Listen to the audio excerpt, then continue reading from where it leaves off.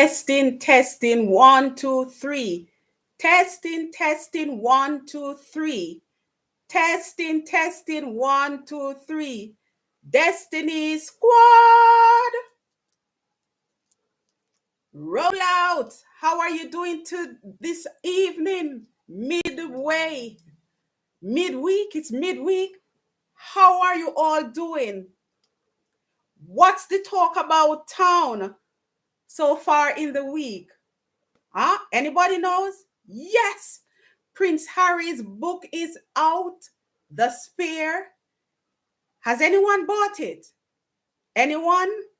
You know what? To be honest with you, I am curious. I'm not going to lie. I am very curious. And as a matter of fact, biographies are like my favorite books.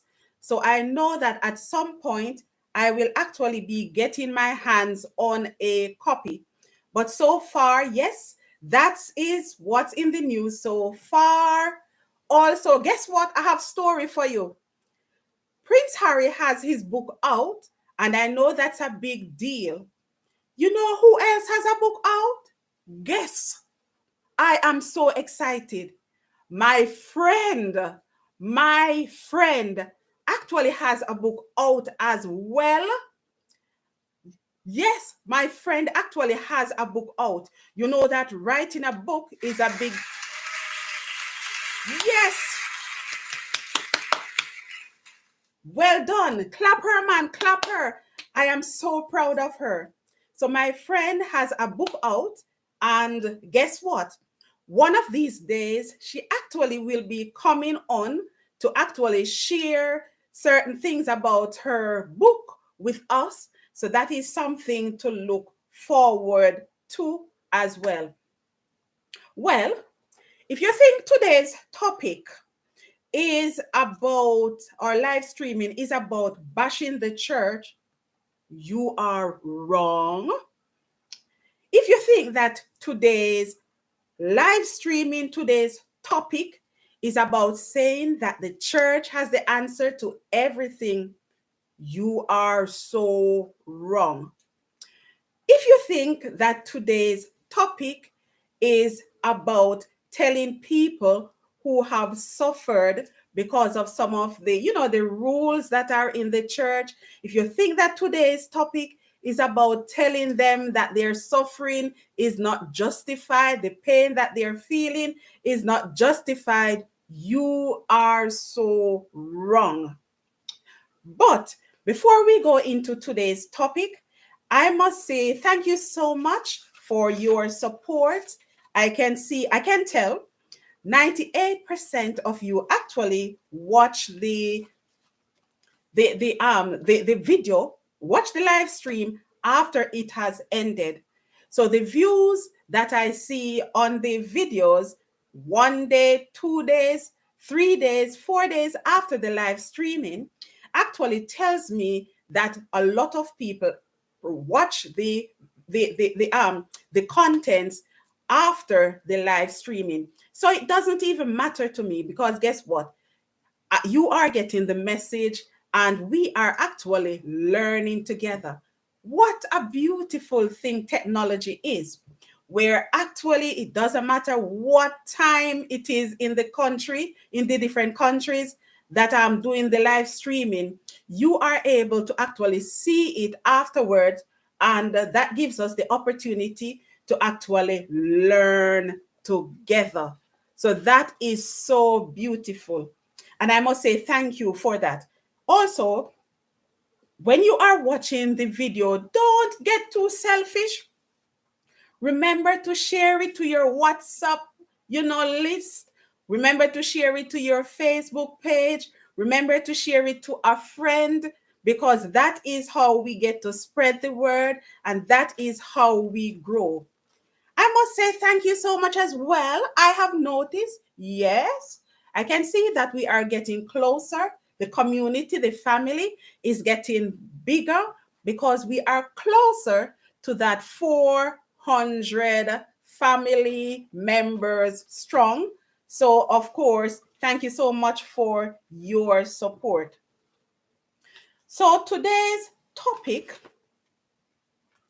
is really about, whether or not we think that the church has lost its influence, you know, in society, and whether we think, whether it has lost its influence, and whether we think that it is time for some changes to be made in the church.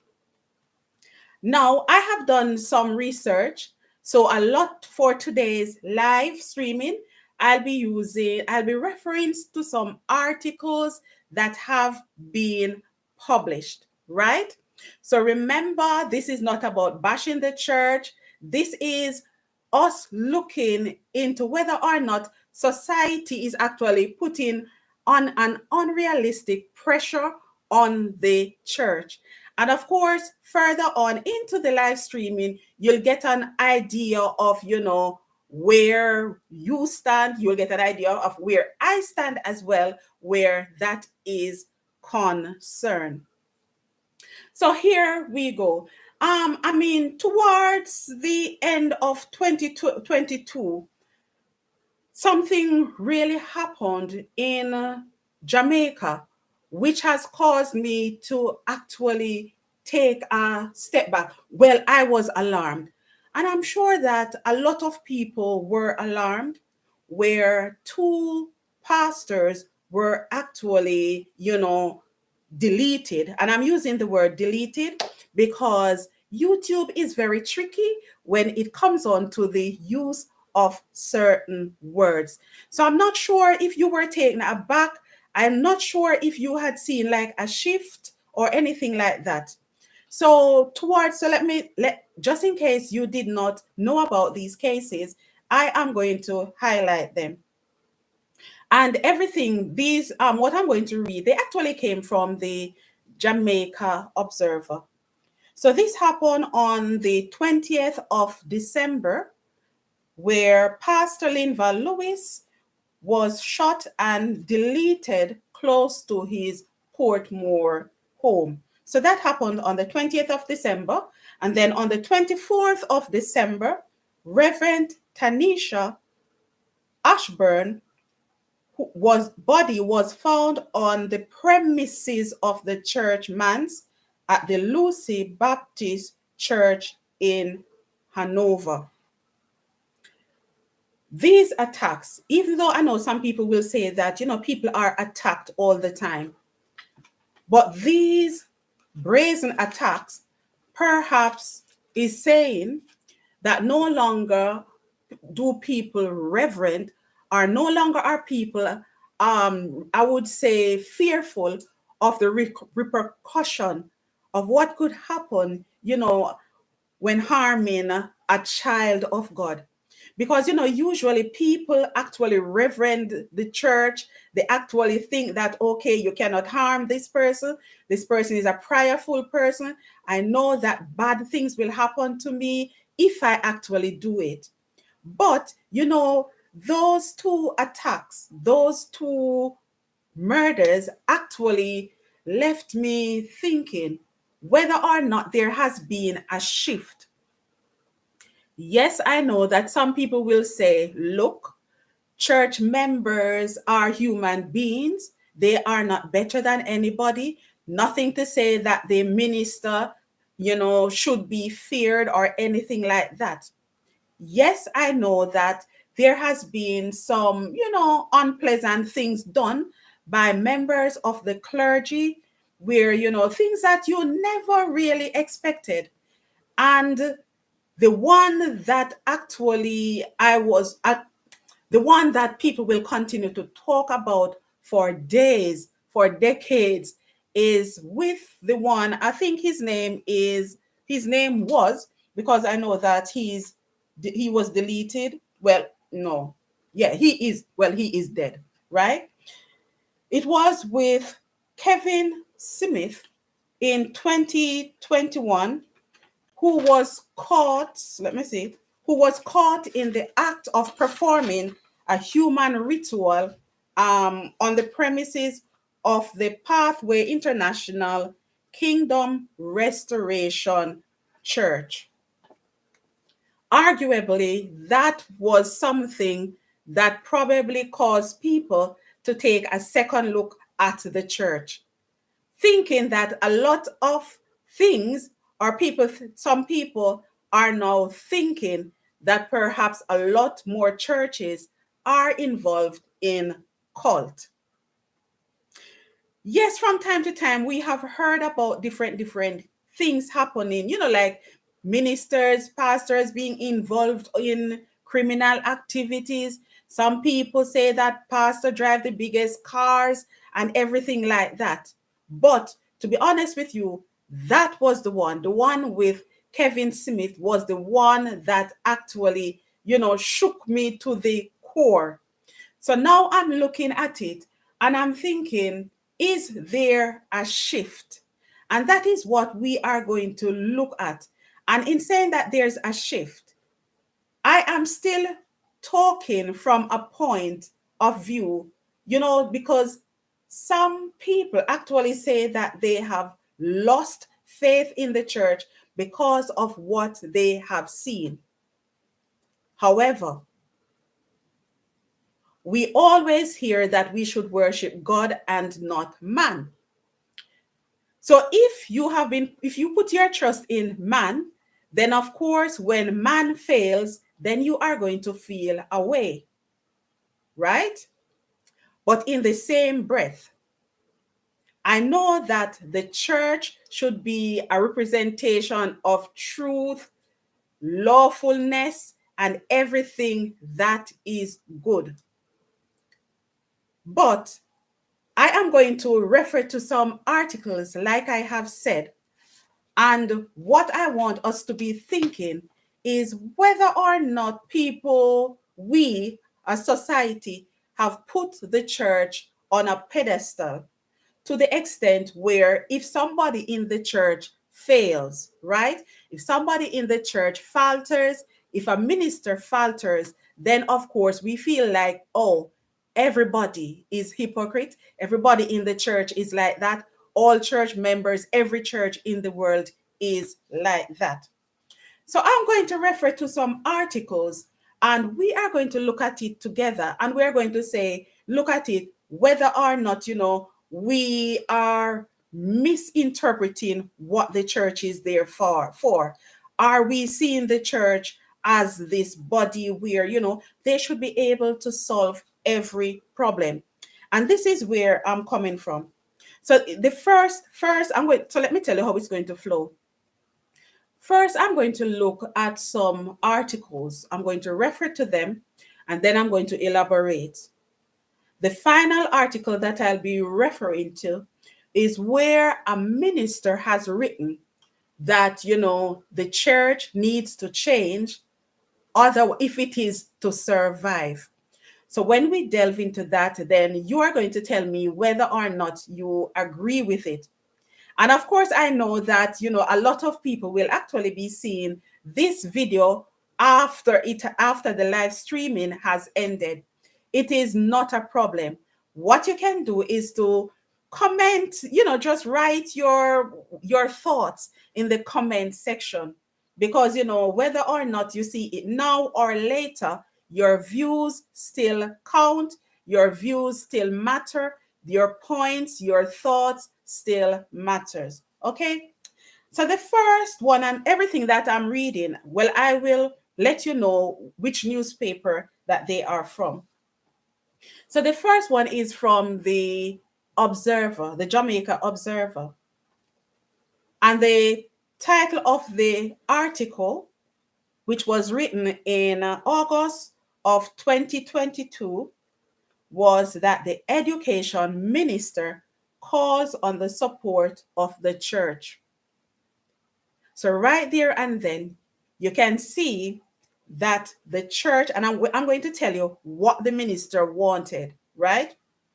This was where the minister of education was seeing the church as a disciplinarian. So it says that the Ministry of Education and Youth is seeking the faith-based community, which is the church, in its drive to stamp out antisocial behaviors in school, right? So right then and there, you probably could think, okay, so are we putting the responsibility on the church?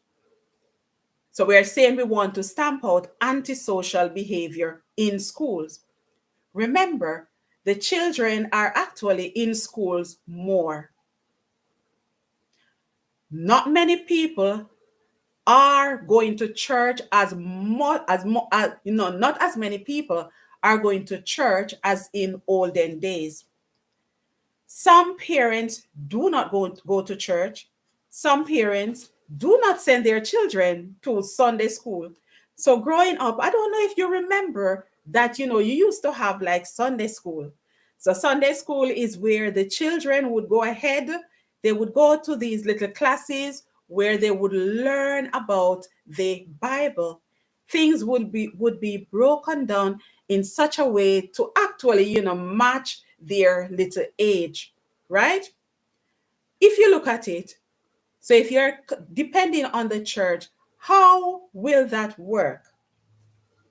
If you are depending on the church to stamp out antisocial behavior, the people who you want the church to target are not going to church. Okay?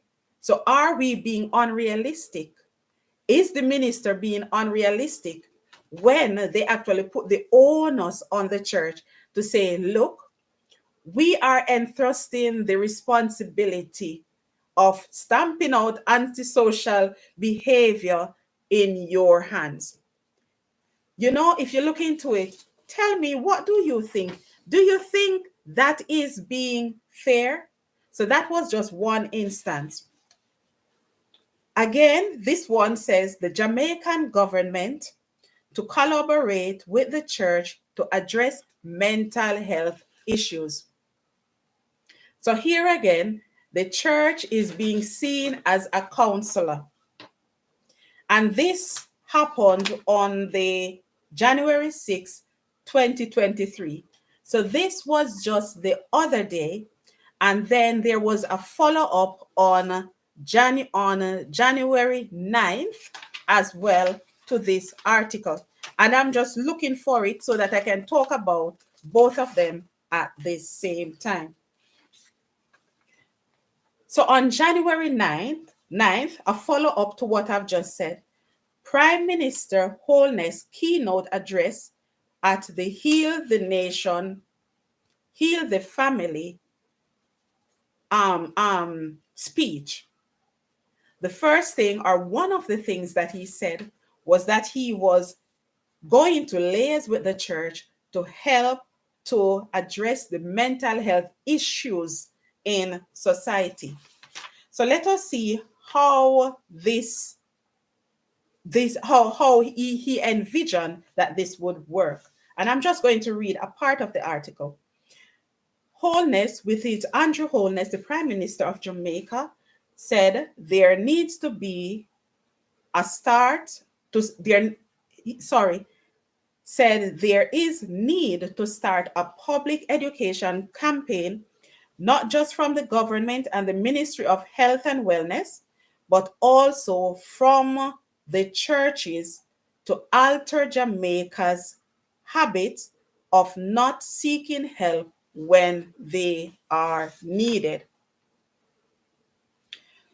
So so that is one thing. So that is where the church was being seen as a counselor. And while what I'm doing as well is that I'm looking at, some of the things that were said so that, I'll be able to elaborate some more.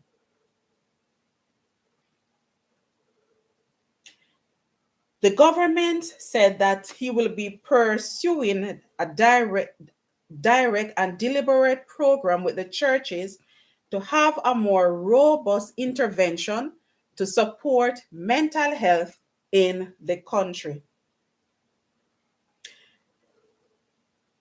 He said that there were emerging cases of people taking life and then taking their own. So The prime minister was seeing this as one of the responsibilities of the church. Now, I was looking into it. Okay, mental health concern is everybody's responsibility. But I would think that if you want to target people or to get who people to open up, people to actually get well, then you need to go to the professionals. I'm not saying that the church does not do a good job. What I'm saying is that are we being unrealistic in our expectations of the church? One could very much argue that, look, if you want to target the mental health cases in the country, then surely you should look at, getting counselors, trained professional counselors involved in this, people who actually know what to do. You should help to get, like the healthcare sector involved as well, rather than putting the onus on the church to say, look, this is your responsibility to help us. Although, if you look at it from another standpoint, because I noticed that the prime minister specifically mentioned that too many people were taking someone else's life and then take their own life after, which is true. So if we were to look at it from the standpoint that some people suffer as a result of some of the things that, are taught in the church, then of course I would agree that definitely you need to get the churches involved, get the church involved. What am I talking about? Now, everybody or a lot of people will know that, when you get married, the vow, part of the vow actually says, till death do us part. Now, too often, all over the world, many places in the world, when you have cases like these where the person kills or deletes, I want to say the word, deletes the life of, for example, the wife, and then turn around and take their own life. Too often you hear till death do us part. Unless the prime minister is looking at it from the point of view that now the church needs to educate people, as to what exactly does it mean to say it's not a literal thing, to say, if I am going, you need to come with me as well, right? So if you're looking at it from a point of view to say, look, the church needs to actually reevaluate what's going on, reevaluate some of the teachings, and see the effect that, those teachings are having on society, then I am all for it. Then of course, not just me, I'm sure that other people would agree that yes, that would be a good idea. But if you're coming from a point of view to say, look, we are failing. We are failing. When I say we, I'm talking about the government, I'm talking about society. If you're coming at it, looking at it from a standpoint that says, we are failing, so now we're putting the ball, we are passing everything over to you to say, you are to solve the problem, where you're going to take care of the antisocial behavior in society, and you're going to take care of the mental health problems in society. And if you don't solve it, if you can solve it, we can easily say, look, the church has failed us. If that is what is up, then definitely we are being unrealistic in the responsibilities that we are putting on the church. So remember, I've spoken about two so far: antisocial behavior and now the mental health concerns in society. The second thing that the government wants to work with with the church is, let me read it. is that they need the support of the church in doing a national campaign to change the gun culture in Jamaica. Now that one, when I saw that one, I was surprised because I was thinking, okay, so you want to put the onus on the church to change people's attitude towards the use of weapons in Jamaica. Remember, a lot of churches, their numbers are dwindling. That is something that is no secret. A lot of churches no longer have the large numbers anymore. And later on, I'm going to touch on, why perhaps that is happening. So the people who the government is trying to target, like the bad people, the people who carry weapons, they are not going to church. So if they are not going to church to hear the message that, look, carrying a weapon is not good, then what use of what effect will it be when you put that responsibility on the church? So the government actually wants the church to go into like the schools, into the schools and to tell them the negatives of actually carrying weapons. If I don't go to church because I don't like church as a child, right? Do you think that I'm going to want to listen to the same pastor, the same minister of the gospel coming to my school? Am I going to take it seriously? That person coming to my school to tell me that I should not be carrying weapons. Can the minister tell me, give me stories, real life stories, stories that she has gone through, right? Because I believe, and I'm not sure if you would agree with me, that if you want to tackle the gun culture, if you want to actually, get the youths to actually see the negatives of carrying weapons, then I think that the best people to use for this are reformed members, reformed people in the society, people who have probably gone through the system, have been to prison because of the silly choices that they have made. When they can go back, when you can use real life examples, then of course I know that that would reach home more than you just coming to tell me that God saves, you must not carry a weapon because you could die from the weapon. I know that, right?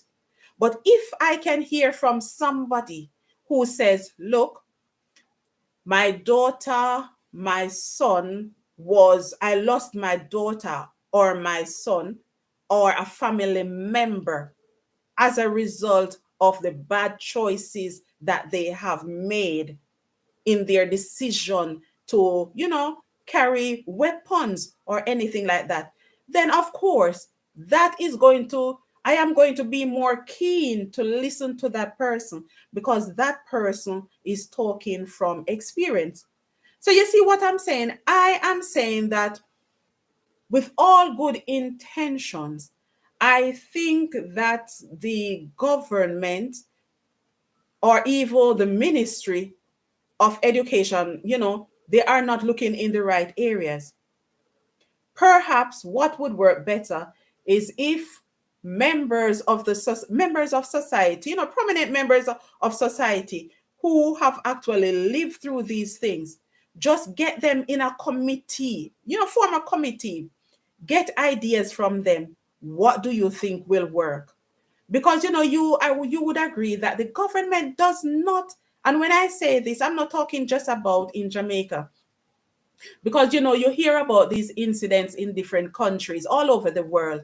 But what I'm saying is that, look, if the resources are not channeled in the right area, then of course things are not going to change, right?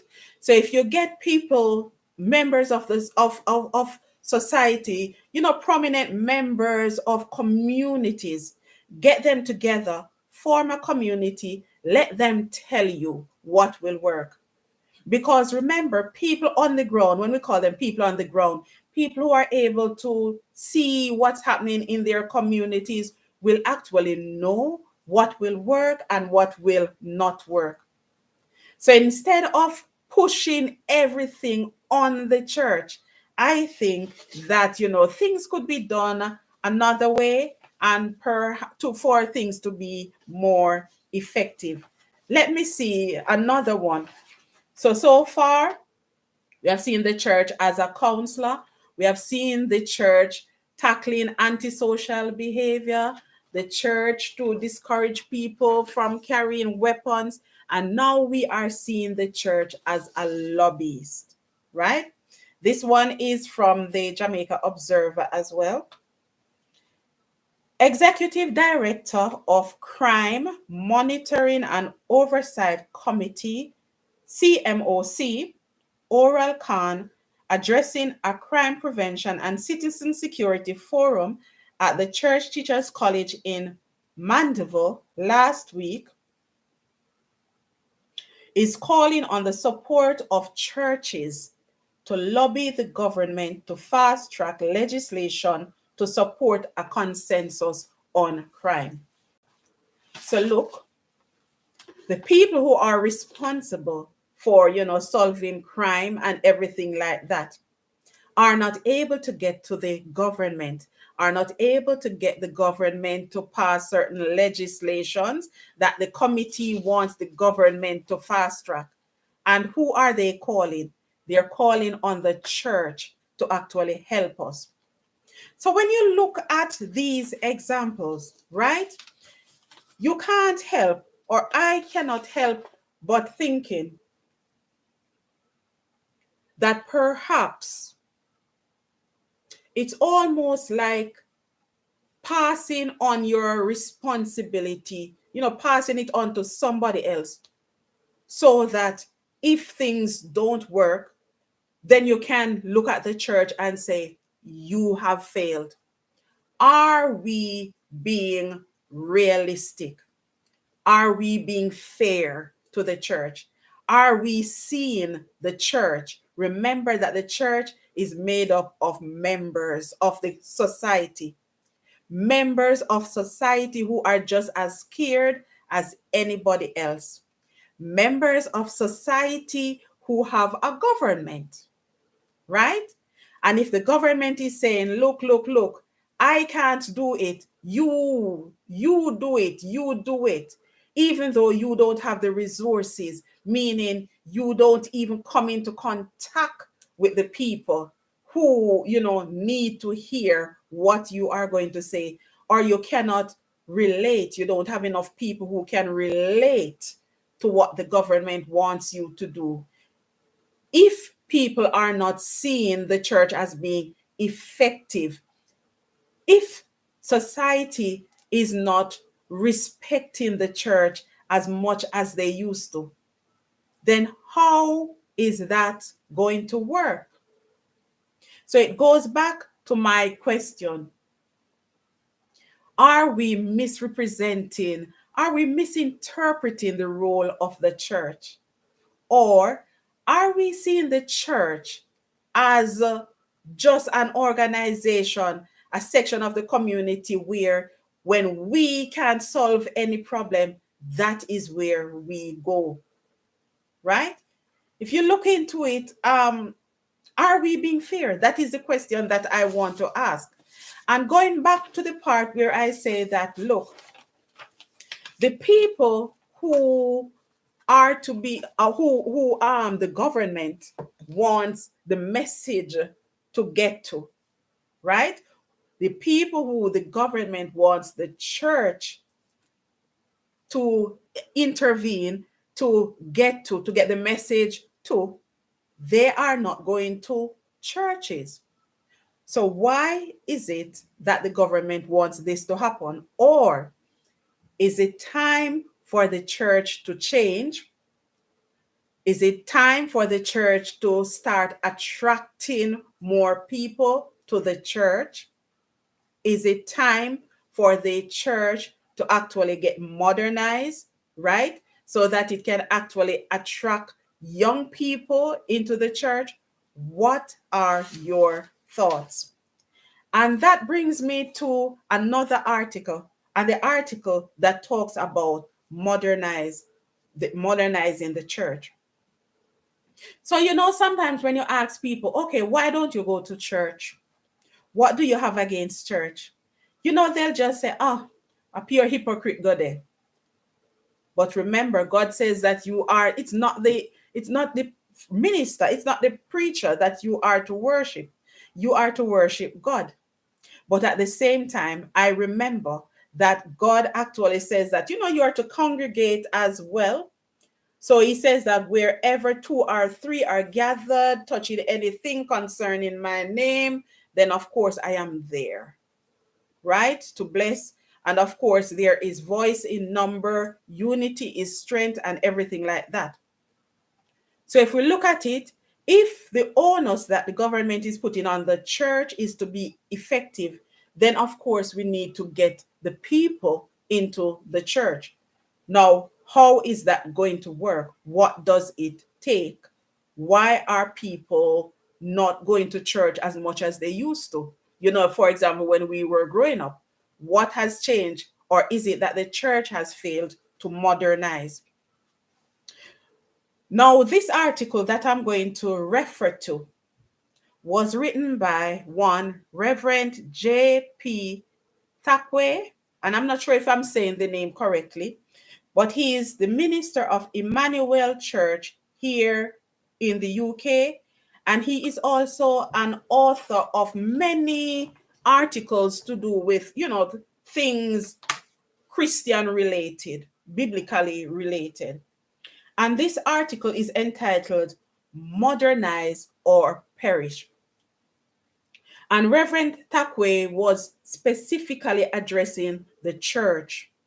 He was saying that the church needs to modernize, otherwise, it will stop being effective. It will not reach people anymore, especially the young people. What I really like was that he did not exempt himself. Let me tell you how it started. He actually said that he was invited to minister at a particular church. When he went to the church, he within himself was a bit upset at how the members of the church were dressed, their dress code. He was upset at the type of the hymns that they were singing as well.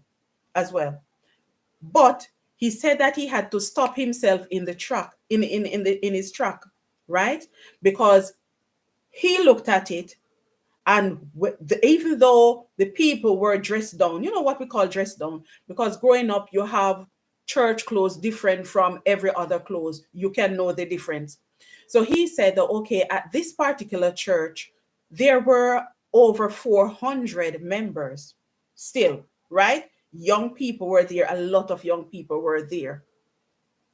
And then he went back and he started thinking, okay, some churches are very strict, where actually, the length of your clothes need to be your clothes need to be of a particular length.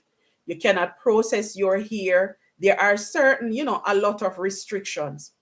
And he said that he had to stop himself because his thoughts were based on his biased thinking, right?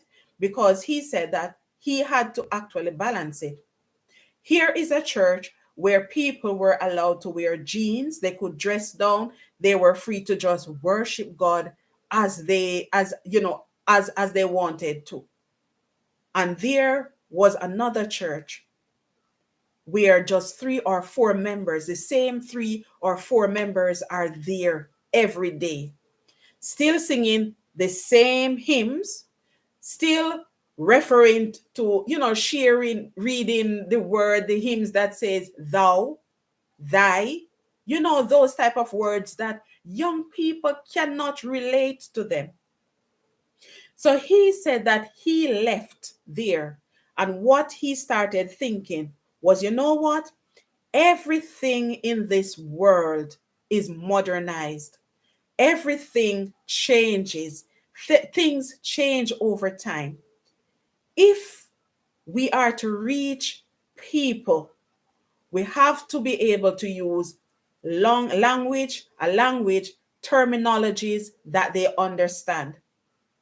A lot of people, he was saying that actually, do not even understand the Bible. So when you're quoting certain scriptures that saying thou, thy, the people don't know what you're talking about.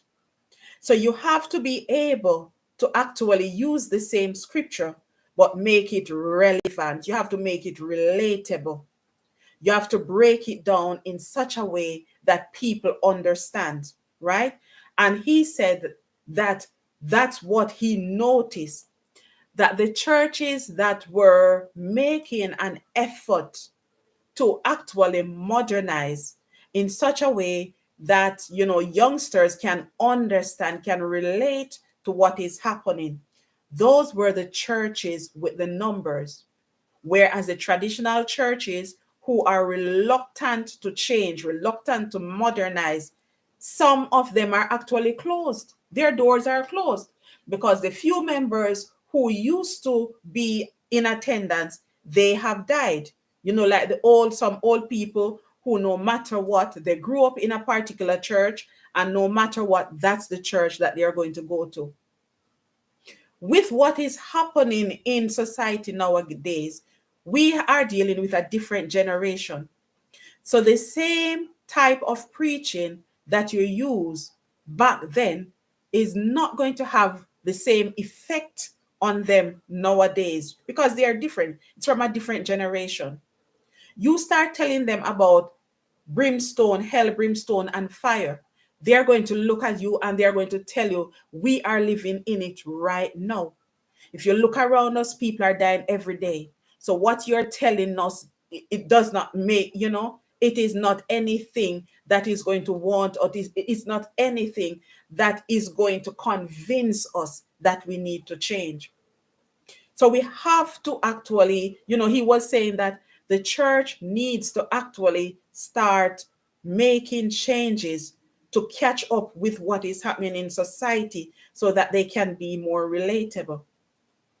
Now, I'm not sure if you would agree with me in saying that, if the church was to modernize, then perhaps all the responsibilities that the government wants the church to get involved in, then perhaps it would be more effective, because then and there, perhaps if the church modernized, not saying water down the gospel or anything like that, but just to make it more relatable, where you get people who are able to actually break down the gospel in such a way that people can understand it in relation, to what is happening in today's society. You know that some people question some parts of the Bible, right? So there are some scriptures that people actually question it. One of them I touched on before, where some people are taking it literally, where they says, until death do us part. Now you still have some ministers of the gospel who will say, look, until death do, you're not too supposed to get out of any dangerous situation that you find yourself in. Some people will say, just pray about it, pray about it. So you'll find that some people really want to actually, get involved or to be a part of the church. But because of some of like the teachings where they realize that, okay, this until death do us part, some people are taking it literally. And I could actually lose my life as a result of it. So when they look at it that way, Sometimes some people say, okay, I cannot live up to the expectations of the church. And if I cannot live up to the expectation based on what is happening in society, if I follow what the church is saying, I'm going to lose my life.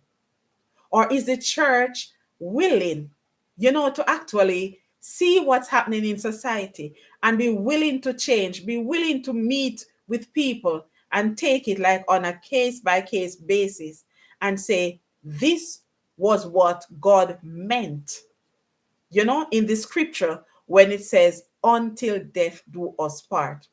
So you perhaps need more ministers who are willing to study more in depth so that they can deliver, the scripture in a way that is actually relatable. It goes with what is happening in society nowadays, because too many people are losing their lives.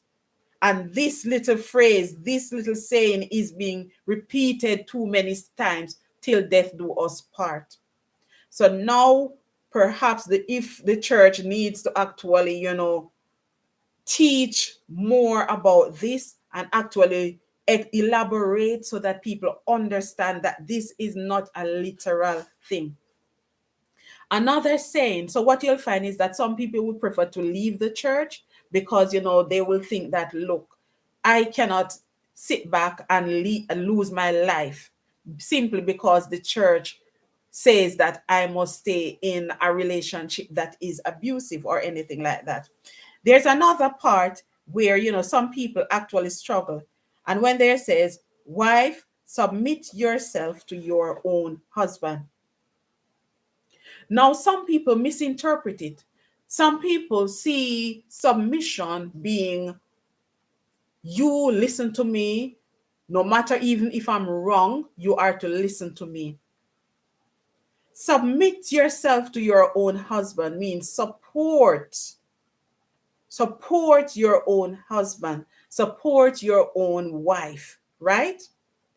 Be there to actually, support each other, not to use that part of the scripture to cow down the other person, to say, look, you need to be submissive. Even if I'm telling you the wrong thing, the scripture says that you need to be submissive. The scripture, perhaps if, the pastors, when they are talking, they need to sort of highlight these things where in relation to saying submit yourself to the to the to your own husband. There should also be taught where it is also said that the husband must submit himself to the Lord. Because if the husband submits himself to the Lord, then the guidance, is coming from God, and you cannot go wrong. So if the man is he submits himself to God, then of course the things that he does is going to be considerate. The things that he does is going to be godly, right? So it's not going to be a one-sided thing. So perhaps if that's the way where you're saying, okay, you need to modernize, in that you now need to search the scripture some more, so that when you are now talking to the congregation, you can break things down in a way that is more relatable, then definitely, then I would say perhaps the church needs to change.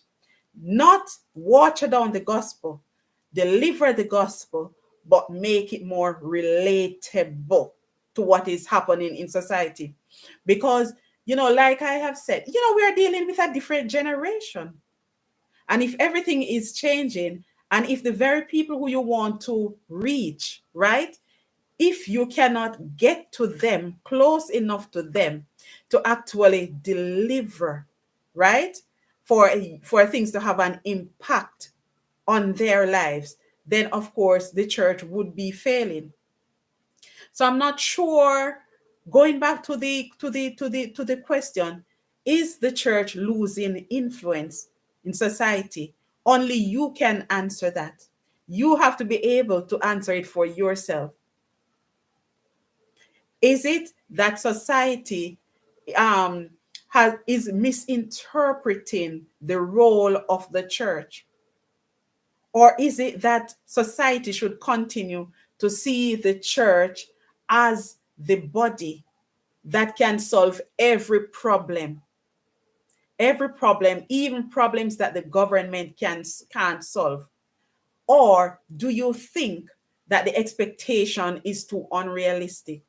And if it is unrealistic, do you think that the church should actually say to the government, I stand with you, but we also need more resources. We also need input from professionals in their own right. Because when you look at it, with everything that I have mentioned that the government is trying to get the church involved in, if the church fails to deliver, is that going to make it even worse for the church with its standing in society? Where society is going to now look at the church and say, look, it is because of you that the crime rate is actually going up. It is because of you why antisocial behavior, there's so much antisocial behavior. Look at it from that standpoint. Or is it just a matter of shifting the blame, from the people, where the blame should firmly be laid at their feet?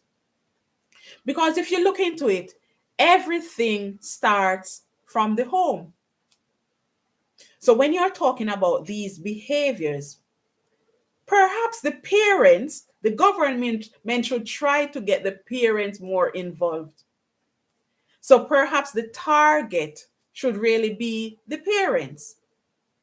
I don't know what you think, but I've always heard that, everything begins at home.